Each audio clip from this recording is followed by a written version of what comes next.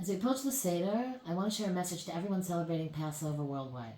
As the stories that we share around our tables indicate, Jews have an often complex and sometimes painful heritage.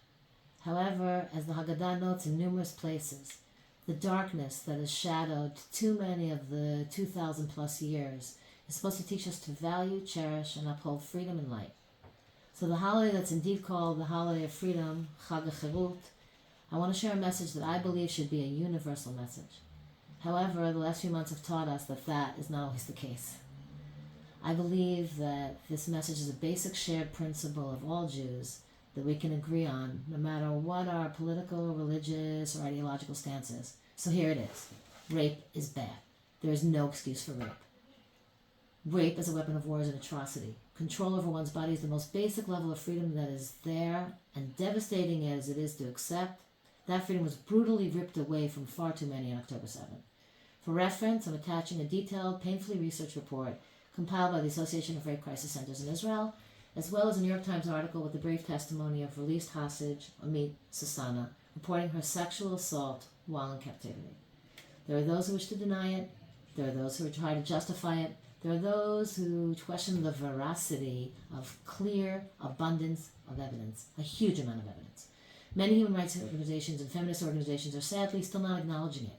It took UN Women 8 full weeks to put out a statement, and then it was only under duress.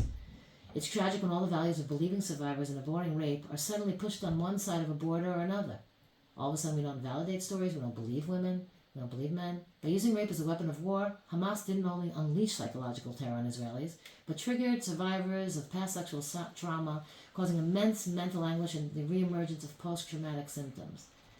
It's clearly based on the accounts of those captives that were released during the brief ceasefire, like Amit Susanna, as well as numerous other sources, that those still being held hostage are suffering ongoing sexual assault. As Jews, the Seder teaches us that we share a painful history. It also teaches us compassion for those who don't have the freedom, and that there, but for the grace of God, go I. We're supposed to feel as if we ourselves are leaving slavery in order to relate to the experience of liberation and not to let our privilege of not being directly under threat or being violated as we sit down safely with our family and our friends allows us to minimize or forget others' pain. As a Jew, we must stand for our sisters and brothers, regardless of political views, on the broader context of what is going on, by simply saying mass rape is wrong and should never be justified. On this night of freedom, let us pray and commit to action on behalf of others in need of liberation.